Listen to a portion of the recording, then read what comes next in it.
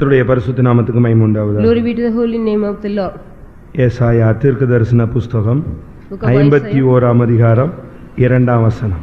Isaiah 51:2.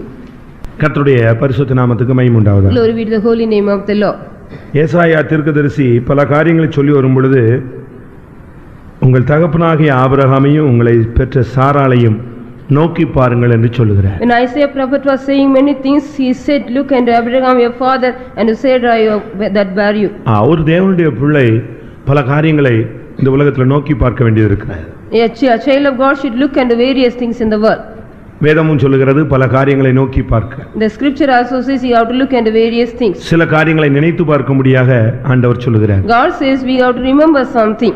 இங்கே தகப்பனாகிய ஆபிரகாமையும் உங்களை பெற்ற சாராளையும் நோக்கி பாருங்க. You have to look into Abraham your father and to Sarai which shall bear you. நமக்கு எல்லாருக்கும் ஆபிரகாமை குறித்து சாராளை குறித்து ஓரளவு தெரியும். We all know about something about Sarah and Abraham. ஆனாலும் கூட ஆவியானவர் நம்முடைய மத்தியிலே இந்த மாலை வேளையிலே இந்த வேத வசனங்களை கொண்டு இடைபட விரும்புகிறார். The Spirit of God wants to deal us today evening through this verse.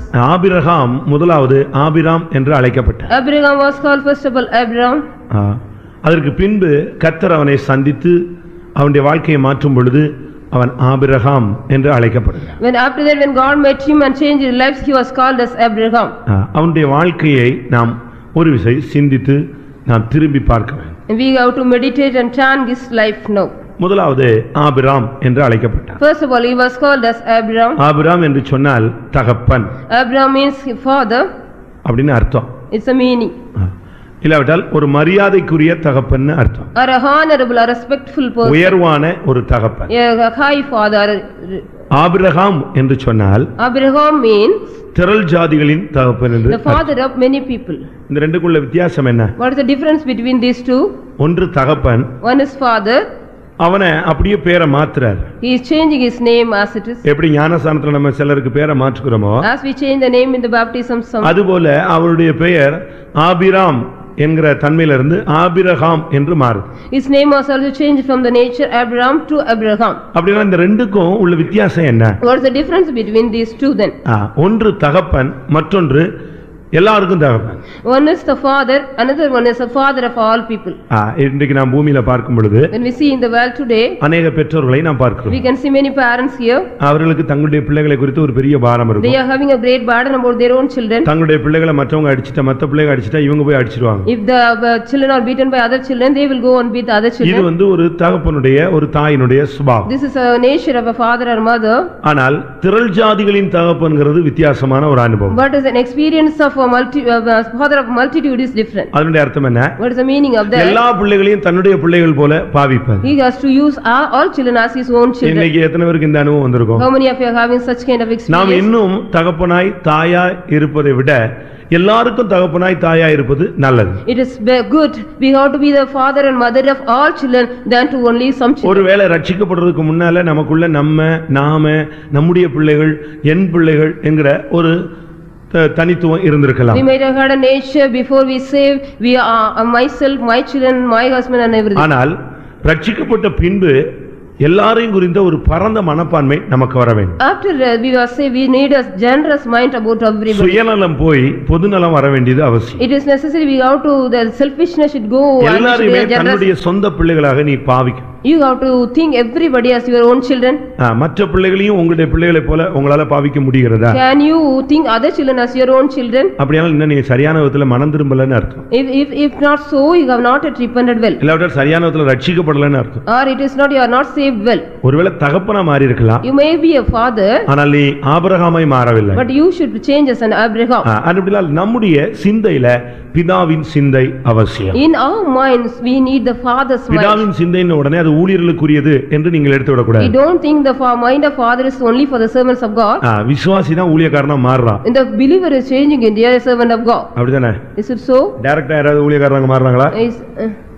டைரக்டா யாராவது directly anybody changes and a servant of God? அப்படி யாராவது நடக்குறா? Is there anybody like here? அப்படி ஒண்ணுமே கிடையாது. It is not so. விசுவாசியா இருந்து தேவனால் தெரிந்து கொள்ளப்பட்டவர்கள் அதிலிருந்து சீயோனுக்கு வேறு பிரிக்கப்படுகிறார்கள். Those are believers chosen by God and separated for Zion. எருசலேமுக்கு வழியா தான் எங்க போணும்? சியோனுக்கு போக முடியும். Through Jerusalem only they can go to Zion. அப்படினால முதலாவது நீ தகப்பனாய் இருந்திருக்கலாம், ஆனால் திரள் ஜாதிகளுக்கு நீ தகப்பனாய் மாறலாம். First of all, you might be a father, but you should change as a father into many. அதனால தான் இஸ்மவேலின் தகப்பன் சொல்லாம இல்லாட்ட ஈசாக்கின் தகப்பன் சொல்லாம உங்கள் தகப்பன் அந்த வார்த்தை யூஸ் பண்ணப்பட்டது. So that it is not said about the father of Ishmael or Isaac, but it is your father. உங்கள் தகப்பனாகிய ஆபிரகாமை நினைத்து பாருங்க. The father, your father Abraham. நமக்குள்ள எத்தனை பேருக்கு பிதாவின் அந்த எண்ணங்கள் இருக்கு? How many of you are having the mind of the father? நீங்க எல்லாரும் பிதாக்கள் தான். You are all fathers.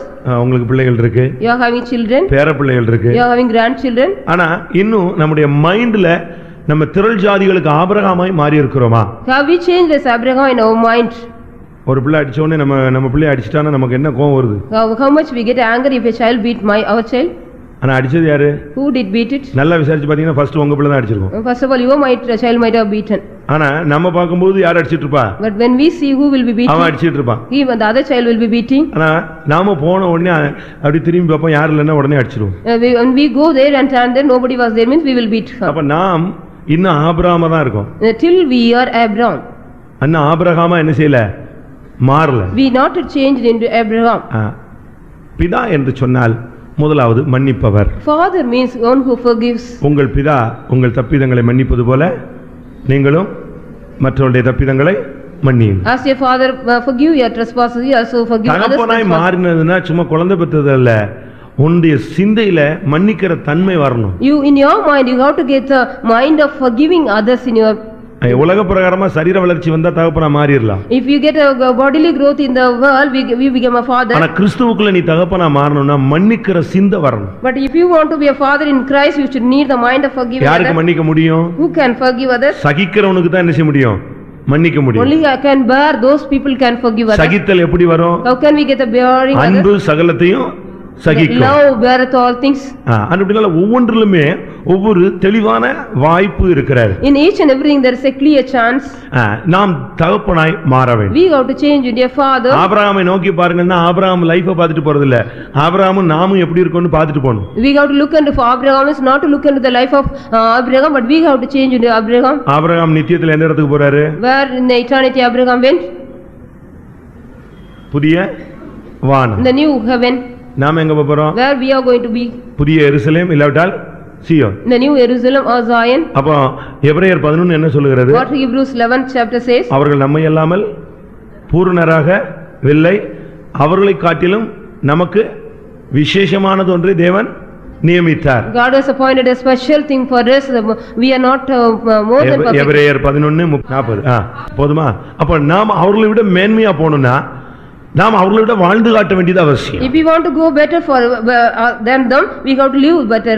அதனால தான் அந்த பேருக்கு ஒவ்வொன்றுக்கும் ஒரு அர்த்தம் இருக்கு. So for each and every name there is a meaning. அவன் நேம் சும்மா சேஞ்ச் பண்ணி கிறிஸ்டியன் மாறதுக்காக அல்ல. Not to change as a name into a Christian. சுபாவத்துல அவன் தகப்பனாய் மாறு. In a manner he has to change into a father. உனக்குள்ள இருந்து ஜாதிகள் புறப்படும். The nations will come out of you. உனக்குள்ள இருந்து ராஜாக்கள் புறப்படுவார்கள். From you the kings will come out. உனக்குள்ள சகல ஜனங்களும் ஆசீர்வதிக்கப்படுவார்கள். In you all the nations will be blessed. இதெல்லாம் ஆபிரகாமுக்குள்ள இருந்து நடைபெறக்கூடிய சம்பவம். These are the incidents which happen inside Abraham. அடுத்து பிதா பூரண சற்குணராய் இருக்கிறது போல நீங்களும் பூரண சற்குணராய் இருங்கள். As the father is perfect, you also be perfect. அடுத்து உங்கள் பிதா தயாள குணமாய் இருக்கும் பொழுது நீங்கள் வன்கணனாய் இருக்கலாமா? When your father is a noble man, can you be ஒரு தயாள குணம் இருக்கணும். You need a kind nature. Christian இல்லாவிட்டா பெண்டிகாஸ்ட்னு சொன்னா இரக்கம் உள்ளவளா இருக்கணும். If you are in a Christian or Pentecostal, we need mercy or a compassion. தயாள குணம் உள்ளவளா இருக்கணும். We need a compassionate mind. தகப்பன் சொன்னா இந்த அனுபவங்கள்லாம் இருக்கணும். If your father,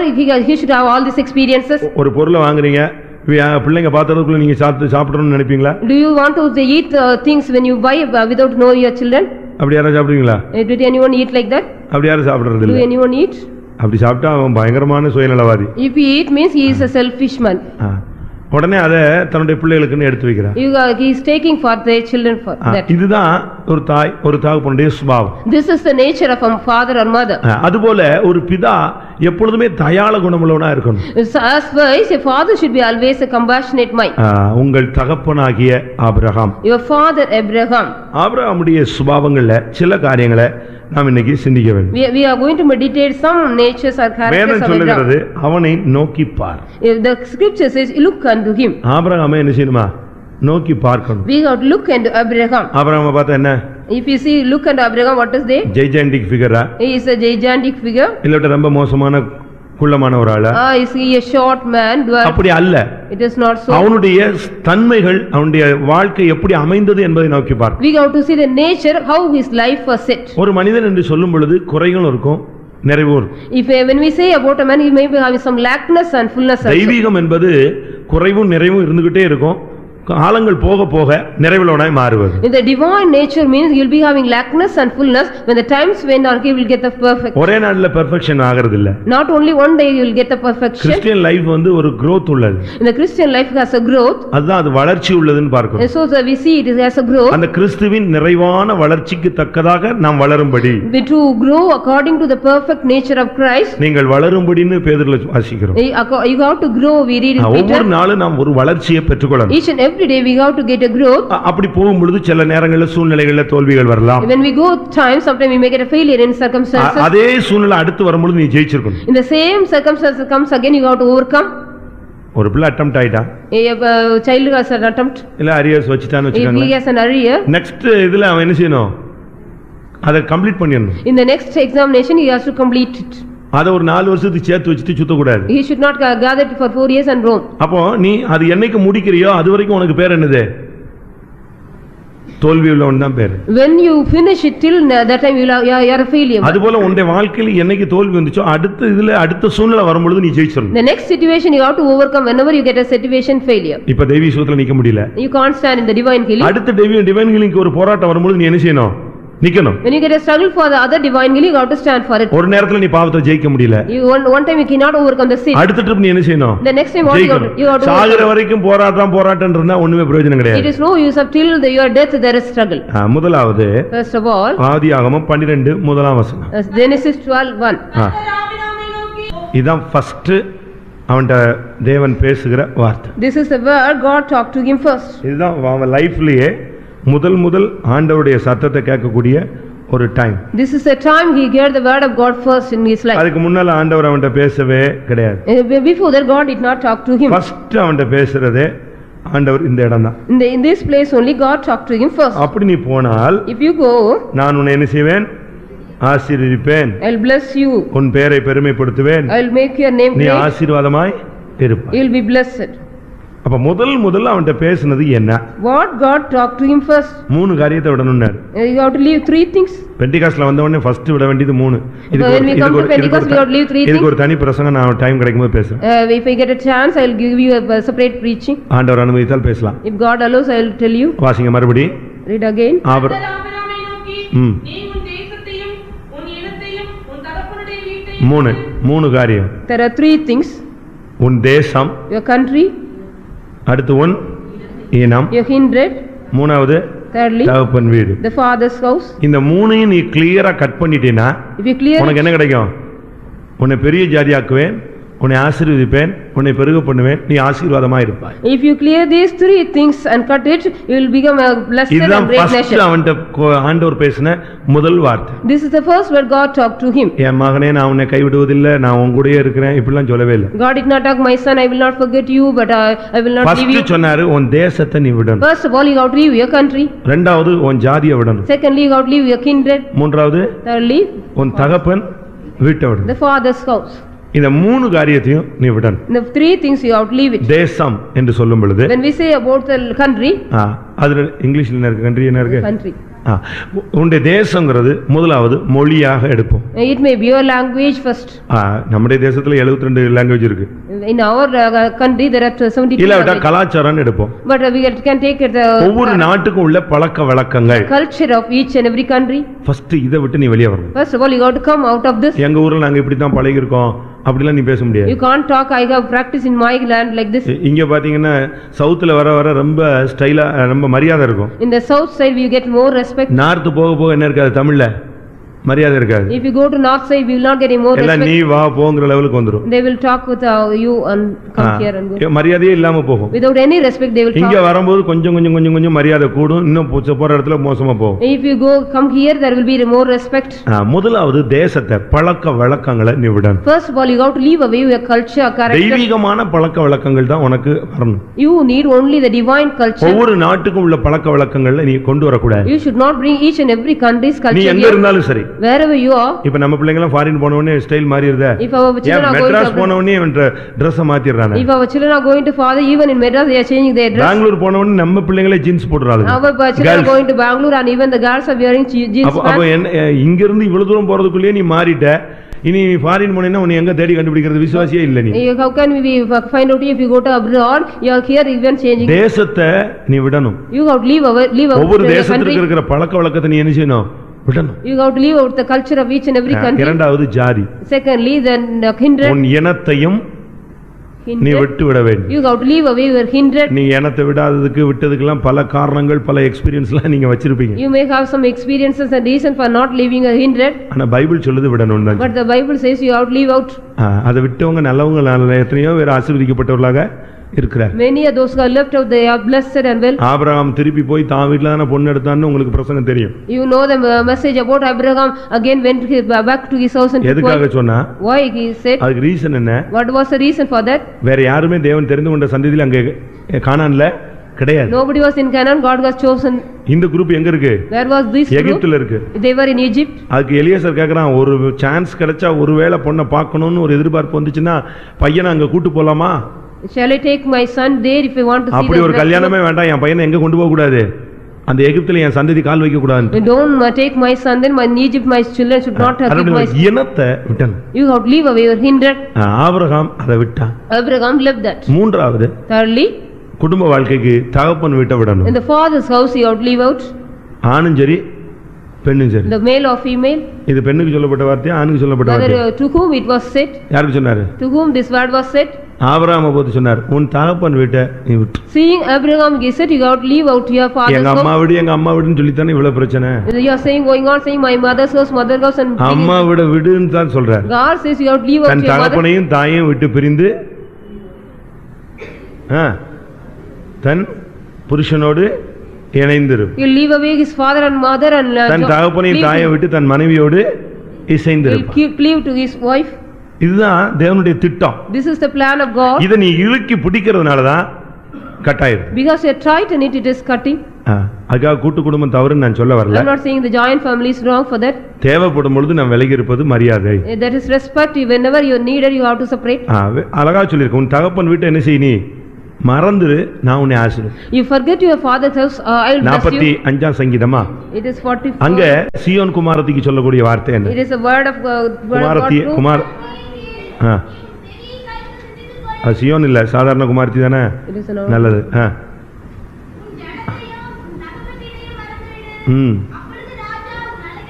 உன் ஜனத்தையும் உன் தகப்பன் வீட்டை என்ன செய், அத பேசாத. You don't talk about your father or your எகிப்த இஸ்ரவேல் ஜனங்கள் வழியில பேசுனதால தான் பிரச்சனையே. Because they got a problem, the people of Israel talked about Egypt on the way. நாங்கள் வெள்ளரிக்காய்களை நினைக்கிறோம். We are remembering the cucumber. உன்னை கானானுக்குள்ள கொண்டு போணும்னு பார்த்தா இவன் எதை நினைச்சிட்டு இருக்கான்? If God wants to take them to Canaan, what they are thinking? வெள்ளரிக்காய், கொமுட்டிக்காய், அடுத்து என்ன இறைச்சி பாத்திரங்களில் உட்கார்ந்து அந்த பாத்திரத்துக்கிட்டே உட்கார்ந்து கிச்சன்ல உட்கார்ந்து சாப்பிட்டது, இதே நினைச்சிட்டு இருக்காங்க. They are going on thinking about the cucumber and melon and what they are eating the meat near the vessels. இத நீ நினைச்சிட்டே இருக்கறதுனால உன்னை கானானுக்குள்ள எங்க என்ன செய்ய முடியாது, கொண்டு போக முடியாது. Because you are going on thinking about you cannot be taken to Canaan. நான் அப்படி இருந்தேன், நான் அப்படி இருந்தேன், நான் அப்படி இருந்தேன், அப்படி இருந்தேன்னு சொல்ல வேண்டிய அவசியம் கிடையாது. You don't need to say I was like that, I was like that. இதுதான் ஃபர்ஸ்ட். ஆபிரகாம்னா முதல் நீங்க அவனை பார்த்தா எங்க தான் பார்க்கலாம், அங்கதான் ஆண்டவர் அவன்கிட்ட பேசுறார். There only God talks to him. 12:7 பார்க்கும் பொழுது ஆதியாகமம் 12:7 Genesis 12:7 அடுத்து அவனுடைய லைஃப்ல அவனை நோக்கி பார்த்தா ஆண்டவர் அவனுக்கு தரிசனமா God appeared to him in his life. ஒவ்வொரு தேவனுடைய பிள்ளைகளுக்கும் கர்த்தர் தரிசனமாகும். Each and every child of God, God should appear to them. உங்க லைஃப்ல அப்படிப்பட்ட ஒரு ரிலேஷன்ஷிப் உங்களுக்கும் தேவனுக்கும் உண்டா? You need a relationship between God and you like that. ஏனென்றால் உங்களுடைய பிரச்சனைகளுக்கு இல்லாவிட்டால் உங்களுடைய தேவைகளுக்கு உங்களுடைய நெருக்கங்களுக்கு ஆண்டவர் உனக்கு தரிசனமாகும். God has to appear for your problems, distress and everything.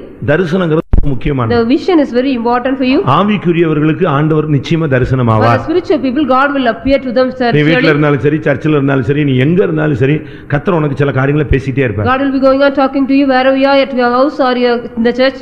அவனை நோக்கி பாருனா அவனுடைய வாழ்க்கையில ஒரு தரிசனம் கிடைச்சது. If you look at him, he got a vision in his life. வாசி மறுபடியும் Read again. பாருங்க, அவன்கிட்ட ஆண்டவர் பேசுறார். God was talking to him. நம்ம லைஃப்ல ஆண்டவர் நம்மட்ட பேசி பழகணும். God has to talk in our life. இப்போ நம்ம ஒன் வே டாக்ல தான் இருக்கிறோம். We are in one way talk. இங்க இருந்து ஹலோ ஹலோ ஹலோன்னு கத்திட்டே இருக்க வேண்டியது, அங்க இருந்து ஒண்ணுமே ரிசல்ட்டே இல்ல. We are going on shouting at hello hello from here, but no answer from there. அவர் பேசுறாரு. He is talking. நம்ம சத்தம் அவருக்கு கேக்குது. He is hearing our voice. அவர் அங்க இருந்து சொல்லுவாரு ஹலோ ஹலோ, நமக்கு என்ன செய்யல கேட்கல. He is saying from hello hello there, but we can't hear. ரொம்ப நேரம் கழிச்சு சொல்லுவாங்க, நாங்களும் கத்திக்கிட்டே தான் இருந்தோம், உனக்கு கேட்கவே இல்லையா? After many times I am also shouting, can't you hear? ஒவ்வொரு பிரசங்கத்திலும் கத்திட்டே இருக்காரு. In each and every message he is ஒவ்வொரு தீர்க்கதரிசனத்திலும் கத்திட்டே இருக்காரு. in each and every prophecy is Bible படிக்கும்போது அவன்ட கத்திட்டே இருக்காரு. when you are reading the Bible, ஆண்டவர் டைரக்டா அவன்ட பேசிட்டு தான் இருக்காரு. ஆனா பட் நீ என்ன நினைக்கிறேன்னா நேரடியா வந்து அப்படியே வேத புத்தகத்தை எடுத்து புத்தக சுருளை எடுத்து பேசணும்னு எதிர்பார்க்கற. God is talking, going on talking to, but you are expecting directly God has to come and talk to you. கர்த்தர் உனக்கு தரிசனமா the God appeared to him. அப்படி ஒரு லைஃபை நீ நோக்கி பார். You got such a life, you got to look at. ஆபிரகாமை நோக்கி பார்த்தேன்னா அவன் லைஃப்ல இரண்டாவது சான்ஸ் ஆண்டவர் முதல்ல அவன்கிட்ட பேசினாரு, ரெண்டாவது அவனுக்கு தரிசனமானார். You see Abraham, first of all God talked to him, secondly he appeared unto him. அவன் லைஃப்ல ஒண்ணும் பெரிய செயின்ட் எல்லாம் சொல்ல முடியாது. We cannot say he was a great saint. அவனுக்கு பிரச்சனை இருந்துச்சு. He had also problems. அவனுக்கும் பிசினஸ்ல பிரச்சனைகள் இருந்துச்சு. He had also conflict in his business. ஆதியாகமம் 13ல பார்க்கும் பொழுது அவனுடைய மந்தையின் மேய்ப்பர்களுக்கும் லோத்தின் மந்தையின் மேய்ப்பர்களுக்கும் என்ன வந்துருச்சு? வாக்குவாதம் ஏற்பட்டுச்சு. There was a dispute between the flock shepherds of the flock of Abraham and Lot there. நம்ம நினைஞ்சிருப்போம். What we would have done there? மேய்ப்பர்கள் சண்டையை கொஞ்ச நேரத்துல தள்ளி விட்டு யாரும் சண்டை போட்டுருப்பான். We will push away the fight between the actual shepherds. problem வந்து மேய்ப்பர்களுக்கு. Only the problem between the shepherds. நம்ம என்ன செஞ்சிருப்போம்? What we would have done? நேரா ஓடி போய் மேய்ப்பர்களுக்கு என்ன, மேய்ப்பர்ல சண்டை போட்டாலும் ஒண்ணுதான், ஏன்ட்ட சண்டை போட்டாலும் ஒண்ணுதான் சொல்லி இவன் சண்டையில இன்டர்ஃபியர் ஆயிடுவான். He might interfere because whether they are fighting with the shepherd or with me. ஆனா ஆபிரகாம் அதை எப்படி டீல் பண்ணான்? But how did Abraham deal it? அவனுக்கு பைபிள் கிடையாது, பரிசுத்த ஆவி கிடையாது, ஒண்ணுமே கிடையாது. He did not have the Bible or Holy Spirit or anything. தேவன் பேர்ல உள்ள விசுவாசம் அவன் லைஃபை சேஞ்ச் பண்ணிட்டே வந்துச்சு. Only the faith of God was going on changing his life. அவனுடைய ஆர்குமெண்ட்டை எப்படி தவிர்த்தான் பாருங்க. You see how he has finished that argument. நாம எங்கேயோ போற பிரச்சனையை வழியே போற நாய் எரிஞ்சிடறான், காதை பிடிச்சு இழுத்துறான். We are dragging some problem which is going on the way, like வழியில போற நாயை காதை பிடிச்சு இழுக்கிறவன் எப்படி இருக்கும்? நாயை பிடிச்சு காதை பிடிச்சு இழுத்தவன என்ன செய்யும்? If we drag the dog which go in the way, how it would be? என்ன செய்யும்? What it will do? கடிக்கும். அதுக்கப்புறம் நாய் கடிச்சதுன்னு சொல்லி நீ சாட்சி சொல்லி பிரயோஜனம் இல்ல. After that, if you have no use of changing the testimony, the dog bitten me. அதுக்கு இன்னொரு பாஸ்டர் வந்து ஜெபிக்கணும்னு அவசியம் கிடையாது. There is no need of the pastor has to come. நீ முதல்ல நாய் காதை பிடிச்சது என்னது? தப்பு. It is wrong. You have caught the ear of the dog. ஆரம்பத்துல முதலாவது வாக்குத்தத்தத்தை க்ளோஸ் பண்றதுக்கு நீ வாக்குவாதத்தை க்ளோஸ் பண்றதுக்கு நீ ட்ரை பண்ணு. First of all, you have to try to close the dispute. அவன் எப்படி அந்த வாக்குவாதத்தை கிளியர் பண்ணா? How he has cleared that dispute? அது வளர்ந்தா என்ன ஆகும்? If it grows means what will happen? ஒரு 4 மேய்ப்பர் சண்டை போடுவான். 4 people will be fighting. 4 மேய்ப்பர்கள். 4 shepherds will be fighting. அது அடுத்த நாள் வளரும்போது 100 மேய்ப்பர் என்ன செய்வான்? பார்ட்டிஷன் ஆகி தனித்தனியா யூனியனா தயார் பண்ணுவான். The next day the 100 shepherds will be joined together as a union and they அப்புறம் தண்ணி ஆடுகளுக்கு தண்ணீரே கொடுக்க மாட்டேன்றான். After that they will not give water to the. இந்த சண்டை வளர்ந்து கடைசில யாருக்கு மோதிரும்? ஆபிரகாமுக்கு லோத்துக்கு மோதிரும். After that this dispute will grow and it will. அதனால ஆபிரகாம் ஸ்டார்டிங்லயே சொல்லிட்டான், தம்பி நமக்குள்ள எந்த பிரச்சனையும் வேண்டாம், நீ என்ன செய், ரெண்டு பேரும் அவங்க வழியில போலாம். In the beginning itself Abraham told, we no need any dispute among us, let us go in our. ஆபிரகாமை நோக்கி பாருனா அவன் எப்படி அதை டீல் பண்ணாங்கறத நீ நோக்கி பார்க்கணும். If you want to look at Abraham, you have to do how he has dealt ஒரு செகண்ட்ல அந்த வாக்குவாதத்தை க்ளோஸ் பண்ணிட்டான். Within a second he closed that dispute. அதுக்கு பிறகு ரெண்டு பேருக்கு என்ன கிடையாது? ஒரு வருத்தம் கிடையாது. உடனே அட் a டைம் ரெண்டு பேருமே அமைதியா போயாச்சு. At once they immediately cleared that and went. வாக்குவாதம் பண்ணுவது எனக்கும் சபைகளுக்கும் உகந்தது அல்லன்னு பவுல் பேசுகிறார். Paul says disputing not வாக்குவாதம் ஒரு நோயின்னு நீங்க சுத்திரிபுரத்துல கேள்விப்பட்டீங்க. You have heard about the dispute is a disease. உனக்கு கேன்சரோ இல்லாட்டா என்ன வியாதியோ வர வேண்டாம், வாக்குவாதம் பண்றதா இருந்தாலே நீ ஒரு என்னது நோய் பிடிச்ச ஒரு You don't பாட்டி need to get any disease or cancer or anything, but if you dispute, you are getting a disease. வாக்குவாதம் பண்றது ஒரு நோய். If you disputing is a disease, அந்த வியாதி உனக்குள்ள வரவே கூடாது. that disease should not come in you. எது செய்தாலும் வாக்குவாதம். Whatever you do is dispute. வாக்குவாதத்தை முதல்லயே நீ கிளியர் பண்ணணும். First of all, you have to clear the dispute in you. அந்த அளவுல உன்னுடைய வாழ்க்கையில நீ பழகணும். In that level, you have to practice in your life. அடுத்ததாக Next, உனக்கு விரோதமா யாராவது இருந்தால் if anybody is against you, அவங்களுக்காக நீ ஜெபம் பண்ணணும். you have to pray for them. எப்படி ஜெபம் பண்ணணும்? How will you pray? கையை ஒடிச்சிரு ஆண்டவரே. Lord, break his legs, hands. அப்படிதானே ஜெபம் பண்றீங்க இப்போ? Is so? ரெண்டுல ஒண்ணு நீ உடனே செய்ய ஆண்டவரே. Lord, you have to do one thing and two. அப்படி அல்ல. It is not so. லோத்துக்கு பிரச்சனை வந்தது. Lot got problem. ஆனா இவன் போய் குறுக்க நின்னான். But he went and stand there. ஆண்டவர் வந்து சோதமனை அழிக்க போறாருன்னாரு. God said, I am going to destroy Sodom. பொழுது விடியறதுக்கு முன்னால அக்கினி என்ன செய்ய போகுது? இறங்க போகுது. Before the dawn, the fire is going to come down. நீங்க என்ன நினைப்பீங்க? What you would think? வசமா மாட்டிட்டான் யாரு? லோத்து சிக்கிட்டான். Lot is caught correctly. அன்னைக்கே மேப்பர் பிரச்சனையை சால்வ் பண்ண மாட்டேன்ட்டான். இன்னைக்கு என்ன செய்ய போறான்? அழிய போறான். ஜெபம் பண்ணிட்டே உட்கார்ந்திருப்பீங்க. You will be going on praying. On that day I wanted to remove the. இதே வேலையை தான் யோனா செஞ்சான். Jonah did the same work. எப்போ அழியணும் ஒரு கூடாரத்தை போட்டு ஒரு டென்ட் போட்டு உட்கார்ந்துட்டான். He was putting a tent and seeing when it will தரிசனம் எப்போ நிறைவேறும் அக்கினி இறங்கும்னு வெயிட் பண்ணிட்டே இருந்தான். He was waiting when the fire will come down. My prophet. இப்படி ஒரு சான்ஸ் கிடைச்ச உடனே ஆபிரகாம் என்ன செஞ்சான்? ஆண்டவருக்கு முன்னால போய் நின்னுட்டான். When Abraham took ஆதியாகமம் 18:22. Genesis 18:22. அங்க நின்னு அவன் சும்மா நின்னுட்டு இருந்தானா? Did he stand quietly? ஆண்டவரே 50 நீதிமான் இருந்தார் அழிப்பீரோ? Lord, will you destroy them? 40 நீதிமான் இருந்தார் அழிப்பீரோ? Lord, will you destroy them if there is 40 righteous? விடாம பரிந்து பேசி பேசிட்டே இருக்கான். He was going on interceding and praying.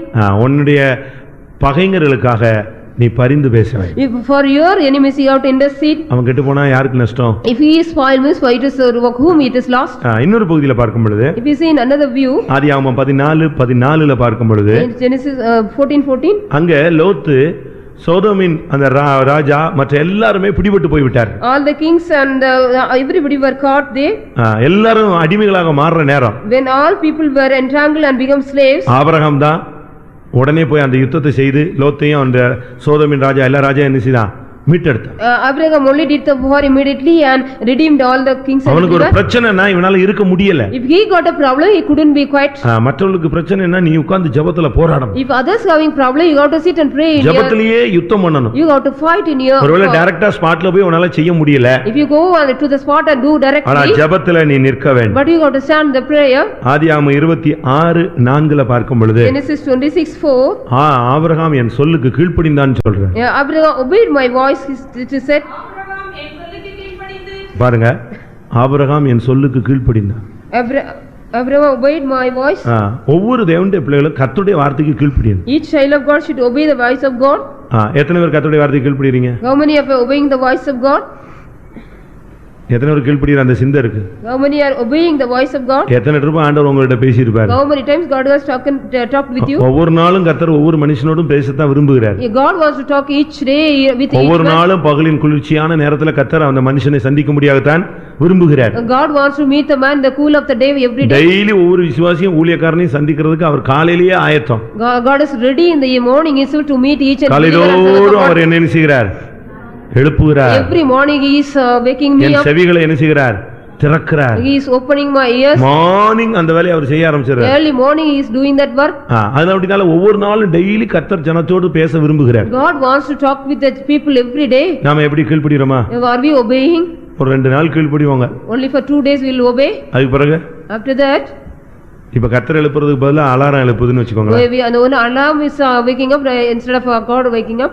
அதெல்லாம் என்ன அது கத்திட்டே கிடக்குது. இவங்க அதெல்லாம் ஷட்டே பண்றது. They never mind of that. It is going on shouting. இன்னும் ஒரு சிலர் ஒரு அடி அடிச்சு தலையில அடிச்சா அது ஆஃப் ஆயிடும். Some other beating that upon them. மேல ஒரு பட்டன் இருக்குல அத ஒரு அமுக்கிட்டா போதும். So just they are pressing the button. அது கத்துறது ஜீவனை விட்டுரும். It will leave quiet. இன்னைக்கு अनेகர் இந்த வேலை தான் செய்றோம். Many are doing so. இல்ல கத்துறதா இருந்தா இவன் கத்துறதை விட அதிகமா கொரட்டை போட்டு தூங்குறான். He is going on snoring more and sleeping. எத்தனை பேர் கீழ்ப்படிறோம் கர்த்தருடைய வார்த்தை? How many are obeying the word of God? அடுத்து சோதனை. Next the temptation. அதாவது அவனை நோக்கி பார்க்க உங்களுக்கு சொல்லிட்டு வரேன். I am telling you have to look unto him. 22:1ல ஆதியாகமத்துல பார்க்கும் பொழுது When we see in Genesis 22 அவனுடைய லைஃப்ல ஒரு சோதனையான ஒரு பாரு. There was a path of temptation. இது என்ன சோதனை? What kind of temptation was that? பிசாசு சோதிச்சான்? Is it about the devil? இல்ல. It is not so. கர்த்தரே அவன் எப்படி இருக்கிறாங்கிறத அறிய விரும்பினார். God wants to look how he was.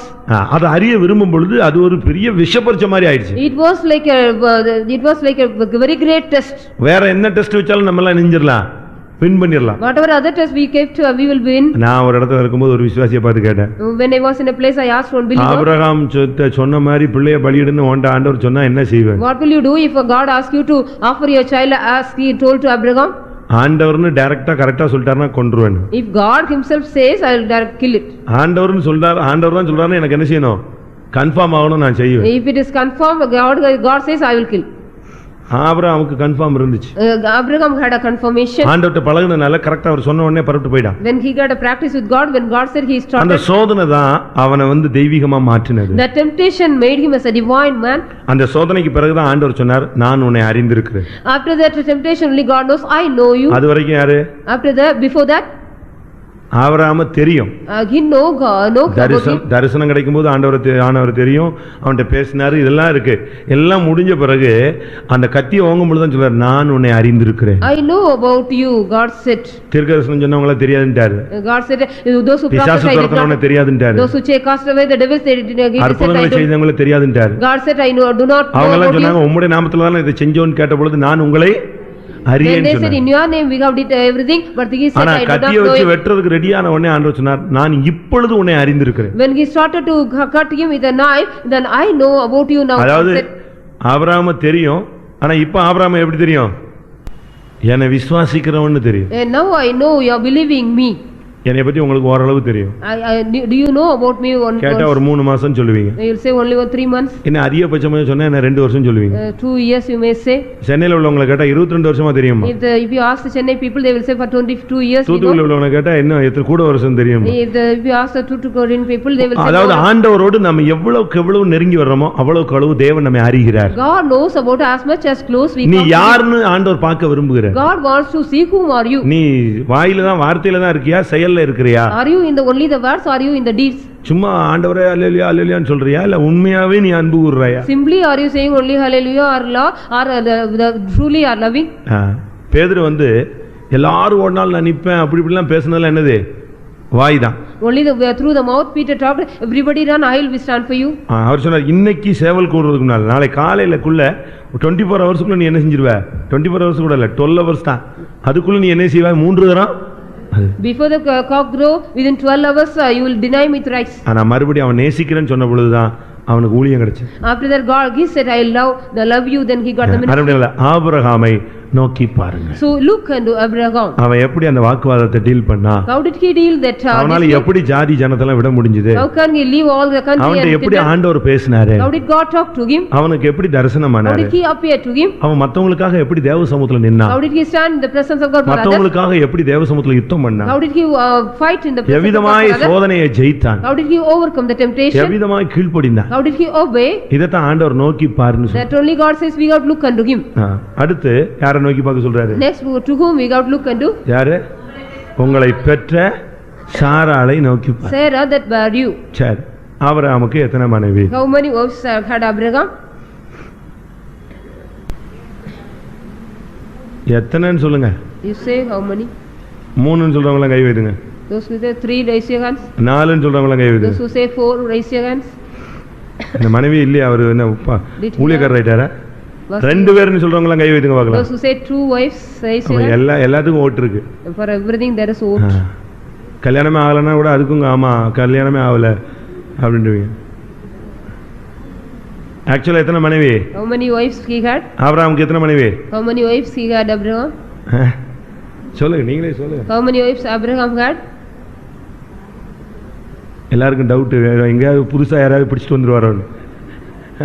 All are having doubt. எல்லாருக்கும் டவுட், திடீர்னு நம்ம ஏதாவது சொல்ல திருப்பி இவர் எங்கேயா இருந்து ஒரு மனைவியை புதுசா கொண்டு வந்துட்டாரு. ஆபிரகாமுக்கு எத்தனை மனைவி? 3 மனைவி. There are 3 wives. ஒரு மனைவி 2 மறுமனையாட்டி. 1 wife and 2 concubines. 3 மனைவினா உடனே நம்ம விசுவாசிகள் அப்படியே தடுமாறுவாங்க. Our believers are stumbling because 3 wives. அப்படி அல்ல. It is not so. ஒரு மனைவி மற்ற 2 என்னது? மறுமனையாட்டி. 1 wife and 2 concubines. இதை நான் ஆபிரகாமை நோக்கி பார்த்தா யாரும் சேர்ந்து வர்றா? யாரும் சேர்ந்து வருவாங்க? இப்போ நம்ம ஒரு விசுவாசியை கேட்டா அவங்க வீட்டுக்காரம்மானா அவருக்கு இன்னொன்னு இருக்கு அப்படிமா. If you look at Abraham, who will come with Sarai also? அப்படின்னு என்ன அர்த்தம்? அவனை சொல்லும் பொழுதே யாரையும் சேர்த்து சொல்றாங்க. இயேசுட்ட சமாரியா ஸ்திரீ வந்து பேசினா. Samaritan woman talked to Jesus. இவர் வந்து ரொம்ப டைரக்டா வரார். He was coming directly there. உன்னுடைய புருஷனை என்ன செய்யா? You bring a husband. அழைத்து கொண்டு வா. You bring a husband here. யாரை போய் கூட்டி வர்றது? To whom she can bring? யாரை கூட்டி வர்றது? To whom she can bring? She could bring. அவ உடனே என்ன சொன்னா? What she said? எனக்கு புருஷன் இல்லை. I did not have any husband, she said. ஒரே அடி அடிச்சிட்டா. She said in one word. உடனே அவர் என்ன சொன்னாரு? What he said for that? நீ என்ன செஞ்சிட்ட? கரெக்ட்டா சொல்லிட்ட. You said rightly. ஏன்? Why? ஒருத்தனை நீ கல்யாணம் கட்டல. You did not marry anyone. கல்யாணம் கட்டிருந்தா யாரு? புருஷன். If you married anyone. வாசி அந்த பாயிண்ட் வாசி.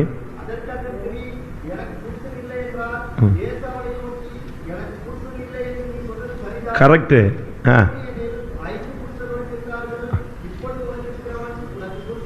5 plus 1 5 plus 1 5 plus 1 6 அப்போ there are 6 இப்படி இருந்தா இப்ப அவளை சமாரியா ஸ்திரீன்னு பார்த்த உடனே நமக்கு நினைவுல வர்றதெல்லாம் யாரெல்லாம் வரா? யாரெல்லாம் சேர்ந்து வரா? மொத்தமா சேர்ந்தா வருவாங்க. If you see about Samaritan woman, all together come in our mind. இப்ப ஆபிரகாம்னு பார்த்தா if you see about Abraham, யாரெல்லாம் சேர்ந்து வருவா அதுல? who comes here? சாராள், Sarai, ஆகார், கேத்துராள். Ketura. மூணு லிஸ்ட் வரும். The 3 list comes. சாராள நம்ம கொஞ்சம் பின்னால ஒரு 5 நிமிஷம் கழிச்சு பார்க்கலாம். We will see about after 5 minutes about Sarai. முதலாவது ஆகார். First of all Hagar. ஆபிரகாமோட அல்லாட்ட ஆபிரகாம்னா விசுவாசத்தின் தகப்பன் தெரியும். We know Abraham means the father of faith. இல்லாட்ட தேவனுடைய சிநேகிதன்னு தெரியும். Or a lover of God. ஆண்டவரோடு friend of God. ஆண்டவருடைய சிநேகிதன் என்று அழைக்கப்பட்டார். He was called as a friend of God. அப்படி இருக்கும் பொழுது இந்த விசுவாசத்தோடு எது இணைந்து செயல்பட வேண்டும்? What has to be worked with this faith? ஆபிரகாமுக்கு 3 அந்த ஒரு மனைவி 2 மணமகன்கள் இருந்தாங்கன்னு அர்த்தம் என்ன? What is the meaning? Abraham had 1 wife and 2 concubines. விசுவாசத்தோடு இணைந்து செயல்பட வேண்டிய 3 காரியம் இருக்கு. There are 3 things should work together with the ஆபிரகாம்னா விசுவாசத்தின் தகப்பன். Abraham is the father of faith. அவனோடு இணைந்து செயல்பட வேண்டிய 3 காரியம் இருக்கு. There are 3 things work together with him. One thing. சாராள். சாரான்னா ராணின்னு அர்த்தம். Sarah means queen. சாராய் அப்படின்னா என் ராணின்னு அர்த்தம். சாராள்னு சொன்னா உலகத்துக்கு ராணின்னு அர்த்தம். Sarah means the queen of the world. Sarai means என் ராணி, என்னுடைய queen. My queen. சாராள்னு சொன்னா உலகத்துக்கே ராணின்னு அர்த்தம். Sarah means the queen of the world. அதனுடைய சரியான அர்த்தம் என்னன்னா ஆளுகை. There is a right meaning, the ruling. இன்னைக்கு பிரிட்டிஷ் கவர்மெண்ட் இவ்வளோ பெருசா இருக்கு, முழு உலகத்தையும் கண்ட்ரோல் பண்ணி வச்சிருந்தாங்கன்னா அதுக்கு தலைமையை பார்த்தீங்கன்னா யார் தான்?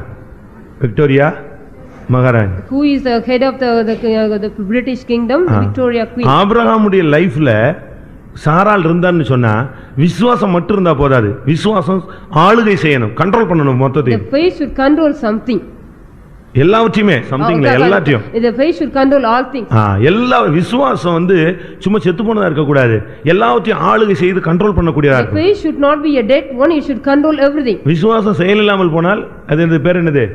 செத்தது. If the faith has no deed, it is விசுவாசம் கிரியைகளோடு கூட முயற்சி செய்து பூரணப்பட்டது என்று பார்க்கிறோம். We see the faith has worked together with the deed and perfected. அதனால விசுவாசத்துக்கு ஒரு ஆளுகை இருக்கணும். For a faith there should be a ruling. விசுவாசினா சகலத்தையும் ஆண்டு கொள்ளக்கூடியவன். If you are believer, he has to rule all things. ஆண்டவர் மனுஷனை உண்டு பண்ணிட்டு after created man, அவனை பார்த்து சொன்னது என்னது? seeing him what God said, நீங்கள் சகலத்தையும் ஆண்டு கொள்ளுங்கள். You rule everything. ஃபர்ஸ்ட் அவனுக்கு கொடுத்தது என்னன்னா அவனுக்கு எல்லாத்தையும் கொடுத்துட்டு நீ ஆளுகை செய்யின்னு சொன்னார். First of all everything was given to him and make அதனால விசுவாசத்துல நீ எல்லாவற்றையும் கீழ்ப்படுத்தணும். In the faith you have to subdue all things.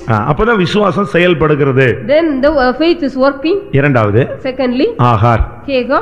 ஆகார்னா பரதேசின்னு அர்த்தம். It is a stranger. இந்த உலகத்துல ஒண்ணுமே கிடையாது. You know, no, there is nothing in the world. என்ன சொல்ல போனா அடிமை. That is a slave if you so. ஒரு ஆவிக்குரிய மனுஷன் விசுவாசின்னு வந்துட்ட பிறகு இந்த உலகத்துல அவனுக்கு எதுவுமே சொந்தமா இருக்க கூடாது. A spiritual believer, as a spiritual man, he should not have anything of இயேசு சொன்னார், நான் உலகத்தான் அல்லாதது போல நீங்களும் உலகத்தார் அல்ல. Jesus said, as I am not of the world, you are also not of this world. இந்த பூமியில பிடிப்பு இருக்க கூடாது. We should not have any cling in this world. உனக்கும் பூலோகத்துக்கும் சம்பந்தம் இறுக்கமான பிடிப்பு இருக்க கூடாது. We should not have any tight clinging in the world and you.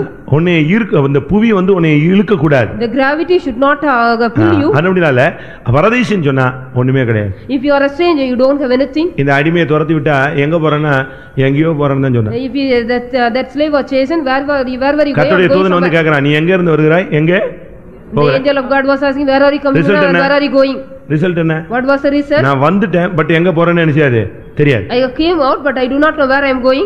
நீ இந்த உலகத்துல நீ ஒரு பரதேசியை போல எல்லாவற்றையும் துறந்து வெறுத்து நீ ஜீவிக்கணும். You have to dedicate everything in the world and live as a stranger in this world. எத்தனை பேர் இந்த பரதேசிகளை வாழ நாம் இடம் கொடுக்கிறோம்? How many are giving room to live as a stranger? அடுத்து கேத்துராள். Ketura. கேத்துராள்னா என்ன அர்த்தம்? What is the meaning of Ketura? தூபம்னு அர்த்தம். It is censer.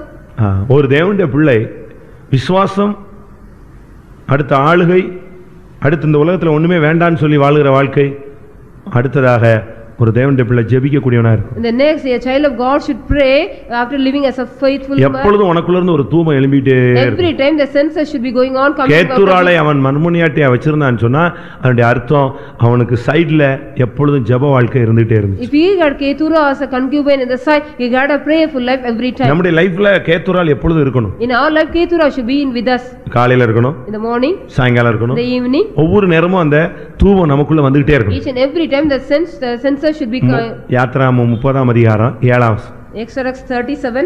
தூபம் காட்டிக்கிட்டே இருக்க வேண்டியதாமே. He is going on, so show the incense. எப்பொழுதும் நீ தூபம் காட்டிக்கிட்டே இருக்கணும். Every time you have to show the incense. எப்பொழுதும் உனக்குள்ள ஒரு ஜெபம் வந்துட்டே இருக்கணும். Every time you should need a prayer. 141:2 வாசிங்க. சங்கீதம் 141:2. 141:2. என் விண்ணப்பம் உனக்கு எப்படி இருப்பதாக தூபமாய் இருக்க கடவது. Let my prayer as an incense before you. கேத்துராள்னு சொன்னா விண்ணப்பம் பண்ணுகிறவள். The Ketura means one who offer prayer. எப்பொழுதுமே நமக்குள்ள ஜெபம் மறைஞ்சு இருக்கணும். Every time the prayer should be hidden in us. கேத்துராள் வந்து சண்டை போட்டதாகவோ வாக்குவாதம் பண்ணதாகவோ ஓடி போனதாகவோ என்ன கிடையாது, என்ன கிடையாது. பைபிள்ல இருக்கா? In the scripture it is not said about Ketura is ran away or fight. ஒண்ணுமே கிடையாது. யாத்திராகமம் 25 படிச்சு பாருங்க, ஒரு 5 வசனம் தான் அவ லைஃப் வரும், அதோட முடிஞ்சது.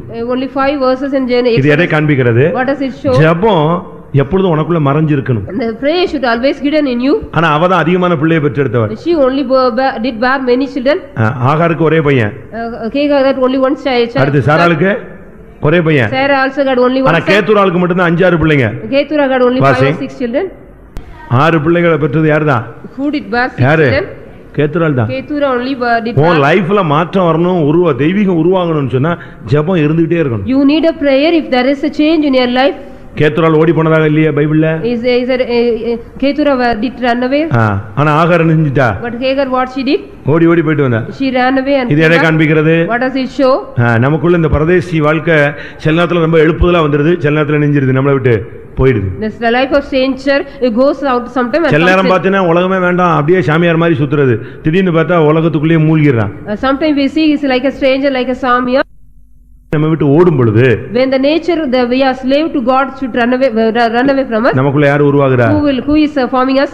உலகத்துக்குள்ள நம்ம ஓடும் பொழுது நமக்குள்ள யார் உருவாயிரா? When we run into the world, who is forming us? விசுவாசத்தை விட்டு சாராளை விட்டு ஓடி போகும்போது நமக்குள்ள என்ன உண்டாகுது? What will happen when we run away from faith and Sarah? என்ன உண்டாயிருது? What we will get? Ishmael வந்துறான். The Ismael come. இஸ்மவேல் வந்த பிறகு தான் என்ன செய்ய ஆரம்பிச்சது?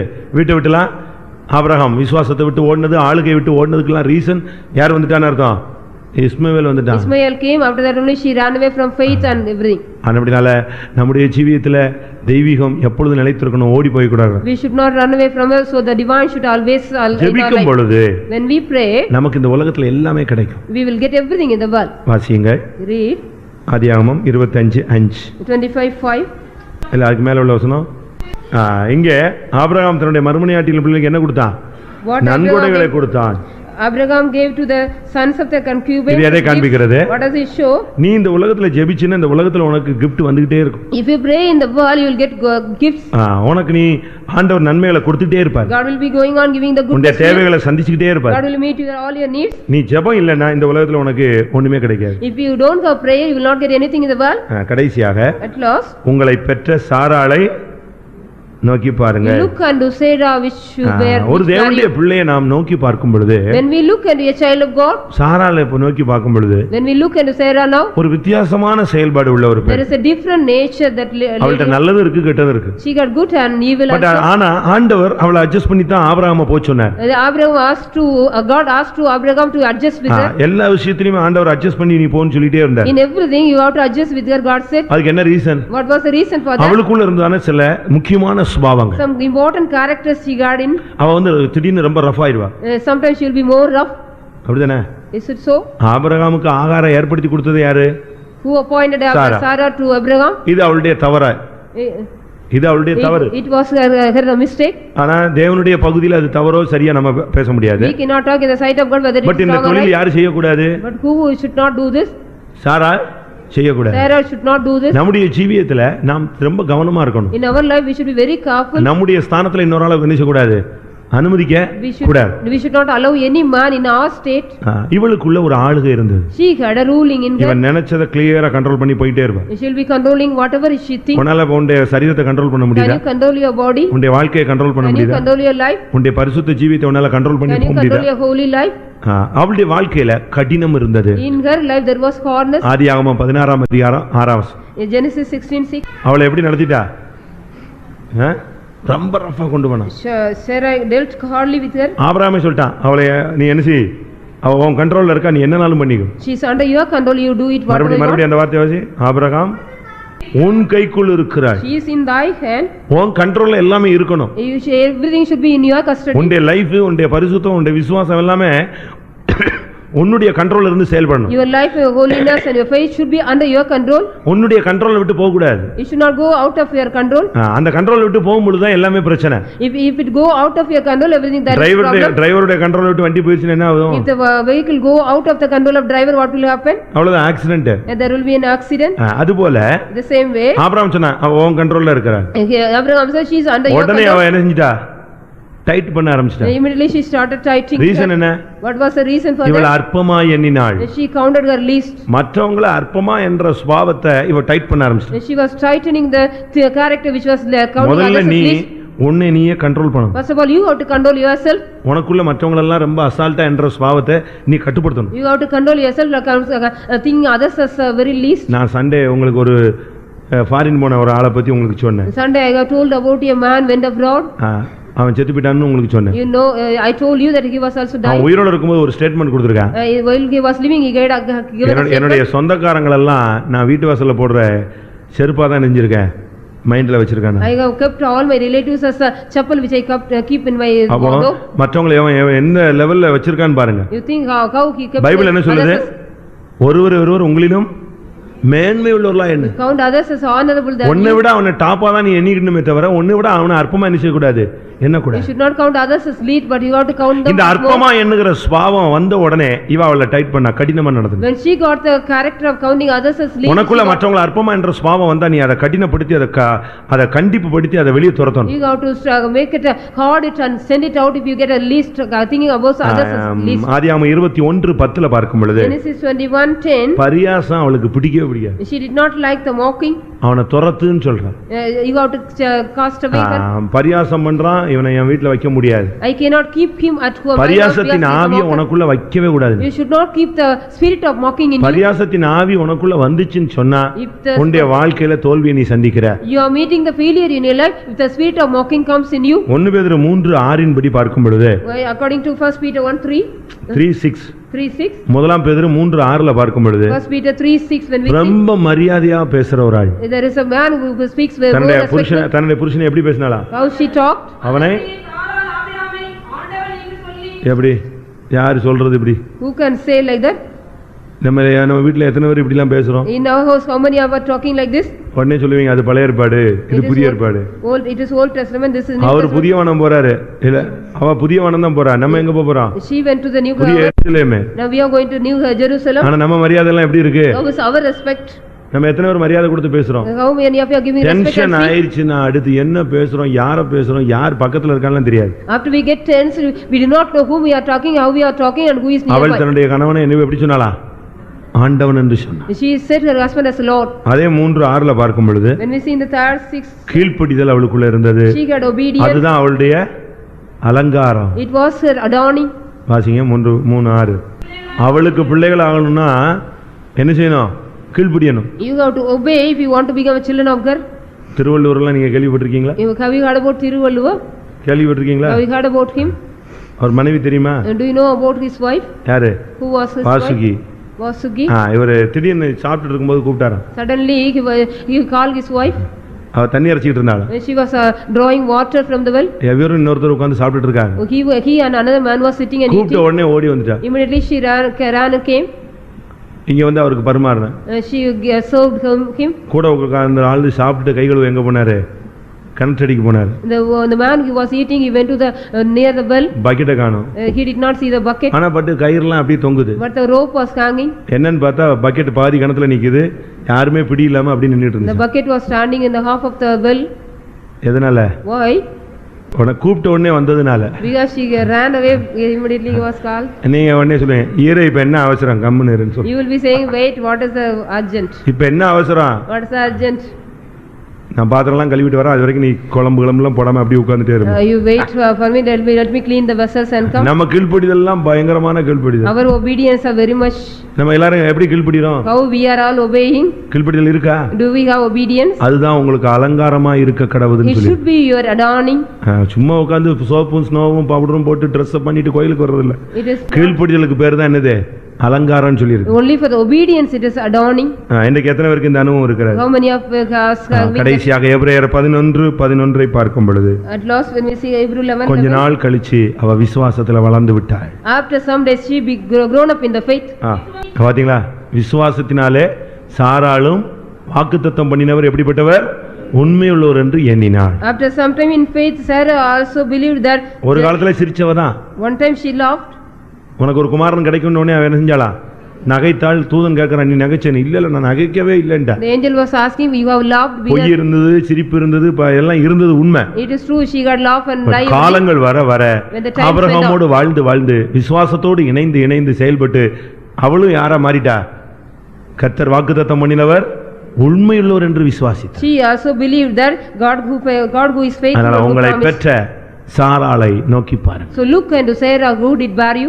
உங்கள் தகப்பனாகிய ஆபிரகாமை நோக்கி பாருங்க. Look unto your father who அவன் ஒருவனாய் இருக்கையில் அவனை தேவன் அழைத்து அவனை ஆசீர்வதித்தார். When he was alone, God called him and blessed him. எல்லாரும் கண்களை மூடுவோம். Let us all close our eyes. இந்த மாலை வேளையில நாமும் கூட ஆசீர்வதிக்கப்பட வேண்டும். In the evening time we are also should be blessed. கர்த்தர் நம்மை அழைத்திருக்கிறார். God has called us. இந்த சந்ததியில நம்மை தேவன் வேறுபிரித்திருக்கிறார். God has separated us. நம்முடைய குடும்பத்துல நம்மை தேவன் வேறுபிரித்திருக்கிறார். God has separated us in our family. நம்மை தேவன் ஒரு பெரிய மேன்மையான அனுபவத்துக்கு கொண்டு போக விரும்புகிறார். God wants to take us to the great excellent condition. எல்லாரும் கண்களை மூடுவோம். Let us all close our eyes. ஒரு 1 minute or 2 minutes எல்லாரும் முழங்கால் படிங்க. Let us kneel 1 or 2 minutes. அந்த வசனம் அப்படியே உனக்குள்ள வரணும். The word of God should come in you. Abraham விசுவாசம், with the faith. Sarai Sarah விசுவாசத்தோடு இணைந்த செயல்பாடு ஆளுகை. Ruling with the faith.